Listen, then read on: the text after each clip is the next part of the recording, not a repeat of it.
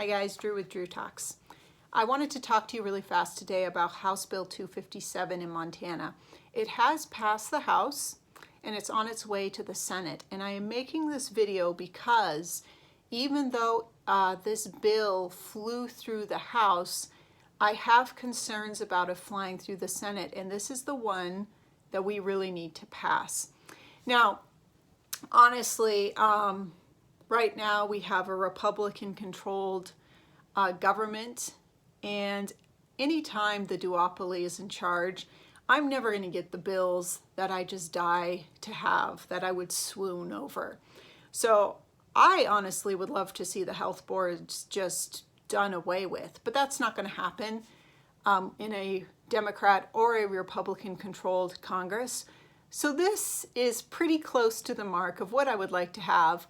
Not as far as I would like to go, but pretty darn close. This bill would make it so that the county health board can't pull licenses for businesses based on their mandates. They cannot sue businesses, which is what's happening in the state of Montana. They cannot strong arm businesses into being their enforcers for their ridiculous mandates that they have put on their counties. So this is what this bill does. It also, I believe, gets them out of schools too. So they can't swoop into school and demand the whole school do mask mandates or cancel their sports or stuff like that. So this is a good bill. I'm going to put a link to it in the description so you can read it. And I'll also put a clip on of some people that came to testify for this bill when it was in committee. So go ahead, read this bill and write to your rep, because like I said, there are some doubts that this will pass our Senate for whatever reason. And it needs to pass because right now our health boards, these low-level bureaucrats, are running the whole county. And there's another bill coming up that's supposed to remove their control over law enforcement. Right now they have total control over law enforcement and can remove our elected sheriffs. And these are unelected people. So they need to be put in check. And this is not the way our government is supposed to work. So again, call your rep, tell them you want this bill to go through the Senate, and it needs to be on Gigi's, the governor's desk, here soon. This needs to go through. So post any comments or questions that you have. Like, share, dislike, and let's get rolling on some of these clips. Thanks, guys. I would ask everybody in the committee to think, have they ever been sued, and what that process is like. And then number two, ask yourself, have you ever been sued by your county? So I just got sued by our county because we refused to close at 10 o'clock. We were very honest and upfront that we weren't going to abide by the 10 o'clock closing. We are more than welcome to abide by the 12:30 closing. We have a duty to keep our community safe. Through the process, I've got two of my bills here. I'm $26,000 into the suit, and it hasn't even gone to court yet. That's just one hearing to get the judgment against me to force me to close at 10 o'clock. The reason I chose to defy the order wasn't about the Rocking R Bar, quite honestly. It was about my employees and my industry and what it's done to people around us. We are very fortunate.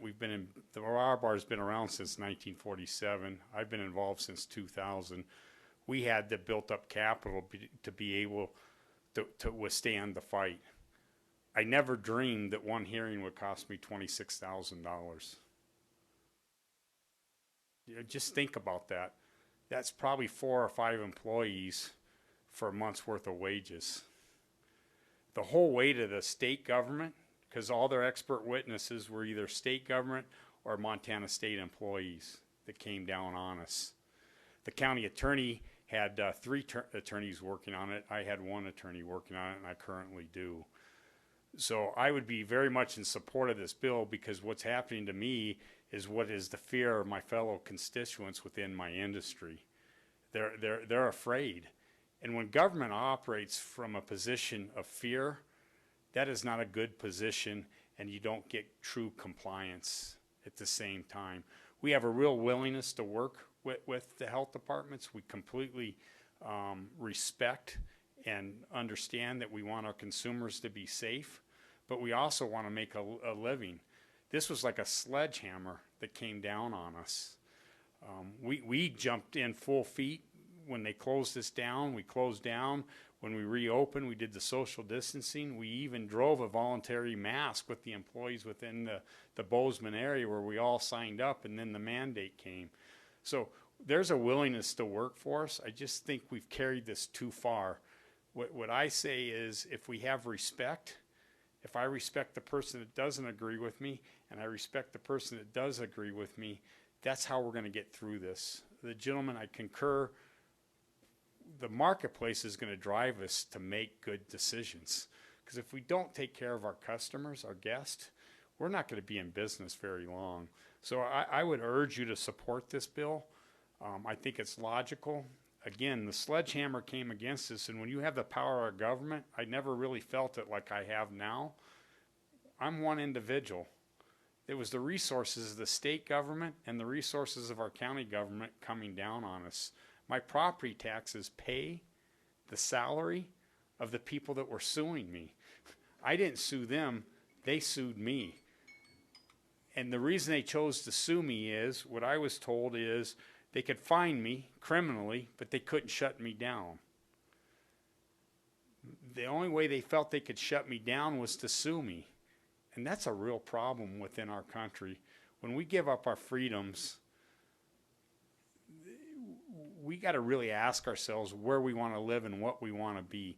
As a business owner, I'm 100% committed to our community. I'm only as good as my community. So if I'm killing off my community, I'm not going to last in business. I think we need to put faith in people to make decisions, not unelected bureaucrats, quite honestly. Hopefully I don't offend anybody. But I think Jedediah Hinkle gave some great thought to this bill. Again, the thing that I really like is it takes away the ability to sue. Most people don't have the resources to go and make this fight. And that's not a fair fight. Our judicial system I couldn't get a court-appointed attorney to represent me. I had to go out and hire. And the other thing I had a problem with, I reached out to 4 different attorneys before I could get one to agree, because they were afraid to take the case because of the retribution that they would get. That's scary. 2 days before our court hearing, our 2 expert witnesses backed out because they were afraid of the retribution that was going to happen. We were scrambling. We've got expert witnesses lined up now that have got a little bit more backbone, but that's the type of fear that we're against, and that's not what this country's built on. So I would urge you to consider this bill, and I would urge you to push this bill out of committee. Thank you for your time. If you have any questions, I'll be here. Thank you. I'm here as a previous business owner. Our business was completely destroyed by the